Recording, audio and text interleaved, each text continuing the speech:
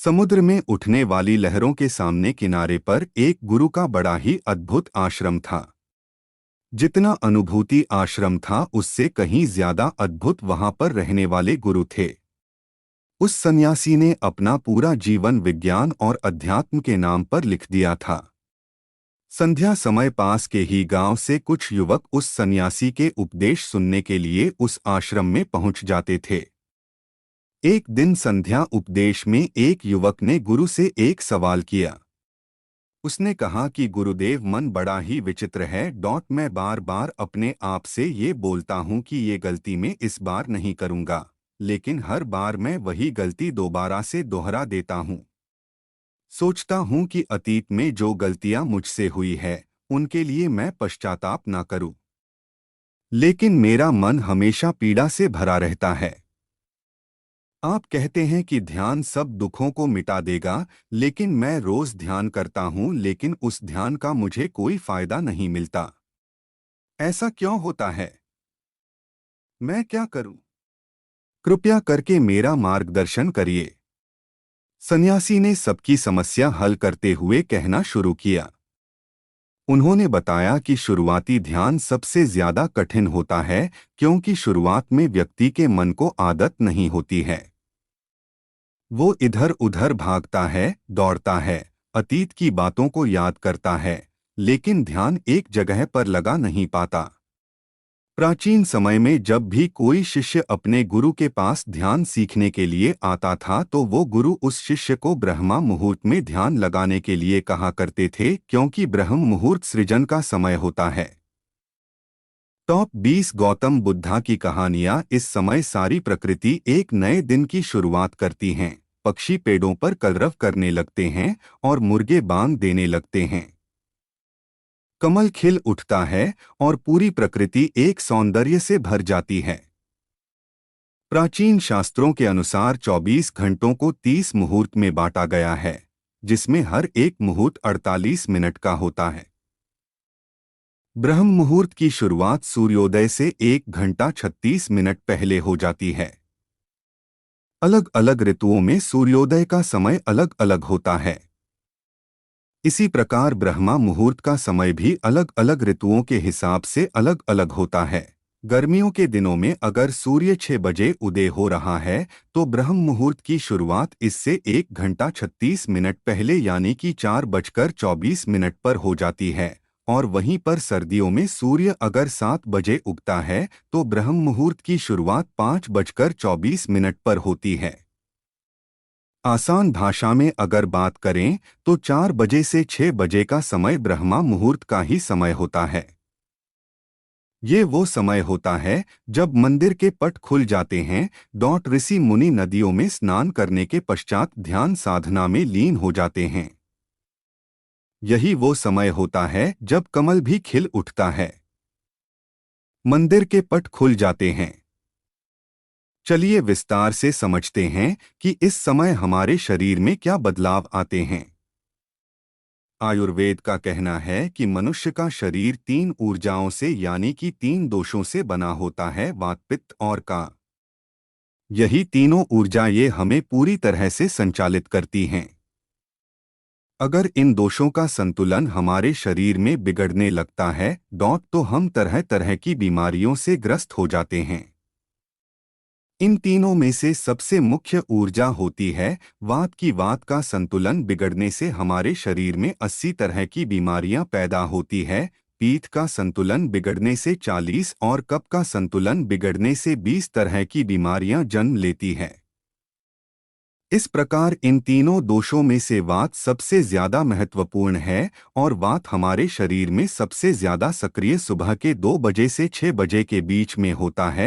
अगर आप गौतम बुद्धा की कहानी को सुनना चाहते हैं तो नीचे वीडियो पर क्लिक करके सुन सकते हैं। यानी कि ब्रह्मा मुहूर्त से पहले उठने वाले लोगों का वात हमेशा संतुलन में रहता है और इसी वजह से उनका पेट अच्छे से साफ होता है। उन्हें कोई बीमारी नहीं होती, वो हमेशा ऊर्जा से भरे हुए रहते हैं। उनका मुख कमल की तरह चमकता रहता है, उनमें असीम सौंदर्य पैदा हो जाता है। ब्रह्मा मुहूर्त में उठने वाले लोग हमेशा आनंद में रहते हैं और किसी भी काम को वो ध्यान बना लेते हैं। जो भी बुद्धिमान आदमी होता है वो इस समय को व्यर्थ नहीं गवाता। अष्टांग हृदय, जो कि आयुर्वेद की एक श्रृंखला है, उसमें लिखा हुआ है कि खुद को जानने के लिए सबसे योग्य समय ब्रह्मा मुहूर्त का ही होता है। जो लोग ध्यान में गहरे उतरना चाहते हैं, खुद की खोज करना चाहते हैं, उन लोगों के लिए ब्रह्मा मुहूर्त का समय किसी वरदान से कम नहीं होता है। ये वो समय होता है जब पूरी प्रकृति एक नई शुरुआत करती है। इसीलिए जो अतीत होता है वो पीछे छूट जाता है। दिन में और किसी समय ध्यान करने से आपको विचार परेशान कर सकते हैं और आप ध्यान को लगा नहीं पाएंगे। लेकिन ब्रह्मा मुहूर्त में जब दिन की शुरुआत होती है तो आपका मन और मस्तिष्क पूरी तरह से खाली होता है और ध्यान में उतर पाना उतना ही आसान होता चला जाता है। एक बार तथागत यानी कि बुद्ध के प्रिय शिष्य आनंद ने उनसे पूछा था कि हे तथागत, ब्रह्मा मुहूर्त का समय आपके लिए कितना महत्वपूर्ण होता है।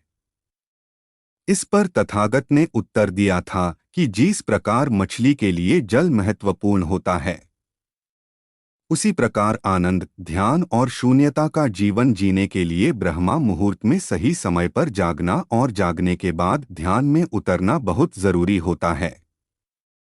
अगर आपकी यात्रा आनंद की तरफ नहीं है, आप दुखों में, कष्टों में अपना जीवन जीना चाहते हैं, तो आपके लिए ब्रह्म मुहूर्त का कोई महत्व नहीं है। लेकिन अगर आप अपने जीवन में आनंद चाहते हैं, खुशी चाहते हैं, हमेशा ऊर्जा से भरा हुआ महसूस करना चाहते हैं, तो ये जरूरी हो जाता है कि बुद्धिमानों की तरह आपको भी ब्रह्मा मुहूर्त का पूरा उपयोग उठाना चाहिए। आलस्य पर एक बौद्ध कहानी यहाँ क्लिक करें। सभी युवक ध्यानपूर्वक सन्यासी की बातें सुन रहे थे। सन्यासी ने ब्रह्म मुहूर्त पर वैज्ञानिक दृष्टिकोण पेश करते हुए सभी युवकों को बताया कि हमारे मस्तिष्क के ऊपरी हिस्से पर पीनियल नाम की एक ग्रंथि होती है, जो कि मेलाटोनिन नाम का एक हार्मोन रिलीज करती है, जो हमारे शरीर में आनंद की उत्पत्ति का कारण होता है। ये वही हार्मोन होता है जितने अच्छे से और जितनी ज्यादा मात्रा में पीनियल ग्लैंड मेलाटोनिन नाम का ये हार्मोन रिलीज करती है, उतने ही आनंदित हम रहते हैं। लेकिन जैसे ही हम सूर्य के संपर्क में आते हैं, ये मेलाटोनिन नाम का हार्मोन अपने आप नीचे गिरना चालू हो जाता है और इसी वजह से जो लोग देर से उठते हैं, अक्सर ऐसे लोग बिना कोई कारण ही तनाव में रहते हैं। उन्हें खुद समझ में नहीं आता कि उनके अंदर तनाव किस बात का है। छोटी छोटी बातों पर गुस्सा आना, चिड़चिड़ापन, ये सारे स्वभाव उनके अंदर पाए जाते हैं। शरीर और मन मस्तिष्क की ये सारी प्रक्रिया मेलाटोनिन नाम के हार्मोन का पीनियल ग्लैंड द्वारा ठीक से रिलीज ना हो पाना, इसी के कारण कुछ इंसानों का भाव ऐसा हो जाता है। ब्रह्मा मुहूर्त के बाद का मुहूर्त समुद्रम नाम से जाना जाता है, जिसमें शरीर और मन की मूवमेंट होती है। इस समय पीठ पर सूर्य की किरणें सीधी आती है और सेरोटोनिन नाम का एक हार्मोन रिलीज होता है, जो हमारे मन और मस्तिष्क में ऊर्जा पैदा करता है, एक ताजगी पैदा करता है, जिससे हम दिन के सभी काम कर पाते हैं। चरक संहिता में लिखा हुआ है कि जो व्यक्ति रोजाना ब्रह्मा मुहूर्त में उठता है, उसकी उम्र बढ़ने की रफ्तार धीमी हो जाती है। यानी जिन लोगों के चेहरे पर समय से पहले झुर्रियां आने लगी है, उनके बाल पकने लगे हैं।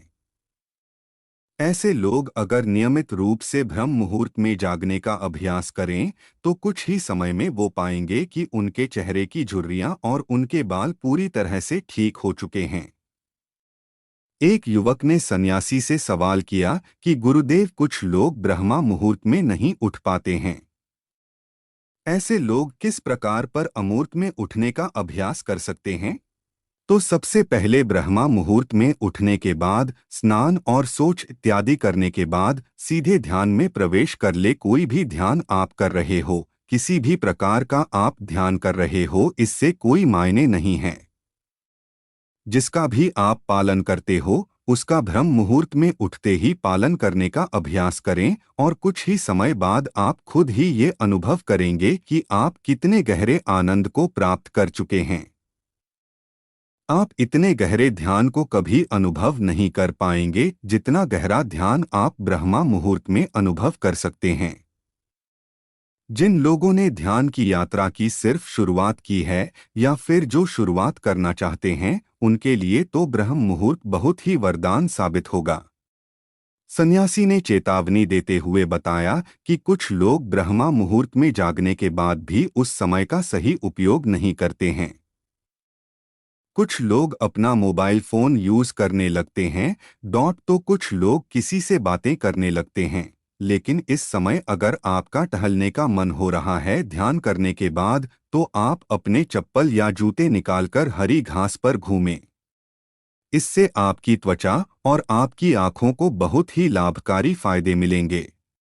ध्यान और योग आसन करने के बाद एक व्यक्ति को शारीरिक अभ्यास जरूर करना चाहिए।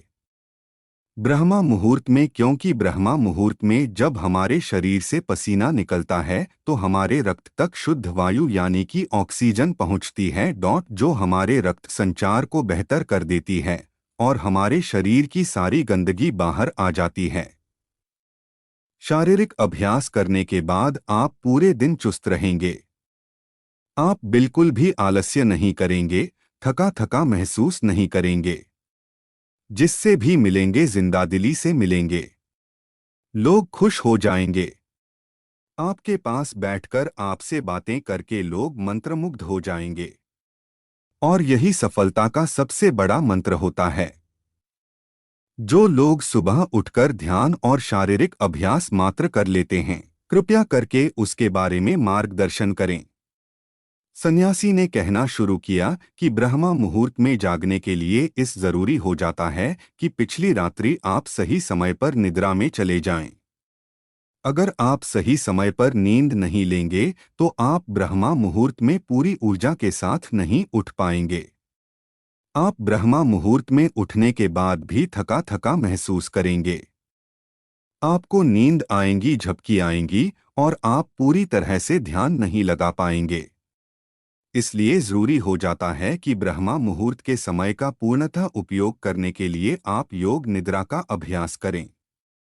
योग निद्रा में नींद गहरी होती चली जाती है और कुछ ही समय में आपकी नींद पूरी हो जाती है। जो लोग योग निद्रा का अभ्यास करना चाहते हैं, उनके लिए एक गाइड मेडिटेशन हमने अपने चैनल पर अपलोड किया हुआ है। उसका लिंक हम वीडियो के आखिर में डाल देंगे। आप चाहें तो सोने से पहले उस निर्देशित ध्यान का पालन कर सकते हैं, जिससे कि आप योग निद्रा का अनुभव कर पाएंगे और आपकी नींद पहले से ज्यादा अच्छी और गहरी होती जाएगी। युवक ने अगला सवाल पूछा कि गुरुदेव, ब्रह्म मुहूर्त में किस प्रकार की दिनचर्या का पालन करना चाहिए? सुबह उठते ही सबसे पहले क्या करना चाहिए और किस प्रकार ब्रह्म मुहूर्त के समय का पूरी तरह से उपयोग करना चाहिए? सन्यासी ने सबको चेतावनी देते हुए समझाया कि जितने भी योगी महात्मा होते हैं, सन्यासी होते हैं, वो ब्रह्मा मुहूर्त में स्नान और सोचते आदि करने के बाद सीधा ध्यान में बैठते हैं, क्योंकि इस समय ध्यान करना सबसे आसान होता है। विचारों का भटकाव सबसे कम होता है, क्योंकि इस समय दिन की शुरुआत हो रही होती है, नया सृजन हो रहा होता है। इस समय पूरा वातावरण शून्यता से भरा होता है, तो इस समय 15 मिनट का किया हुआ ध्यान पूरे दिन में 2 घंटे किए हुए ध्यान के बराबर हो जाता है। आप सिर्फ 15 मिनट ध्यान करने के बाद वही अनुभव कर पाएंगे जो एक योगी, जो एक सन्यासी, जो एक महात्मा, जो एक गुरु गहरे ध्यान में जाने के बाद अनुभव करता है। वो जीवन में बड़ी से बड़ी उपलब्धियां हासिल कर सकते हैं। आखिर में सन्यासी ने सभी युवकों को समझाते हुए कहा कि ब्रह्मा मुहूर्त का समय हमारे जीवन का सबसे कीमती समय होता है, इसीलिए इस समय को दूसरी गतिविधियों में बर्बाद मत करो। इस समय को तुम अपनी आध्यात्मिक और मानसिक उन्नति के लिए बहुत अच्छे से इस्तेमाल कर सकते हो और इसका सदुपयोग कर सकते हो। इसके बाद सन्यासी सभी को प्रणाम करके वहां से प्रस्थान कर गए। तो दोस्तों, उम्मीद करता हूँ आपको इस कहानी से एक अच्छी सीख मिली होगी। यह कहानी आपको कैसी लगी हमें कमेंट बॉक्स में कमेंट करके ज़रूर बताएं और इस कहानी को अपने दोस्तों के साथ ज़रूर शेयर करें। धन्यवाद।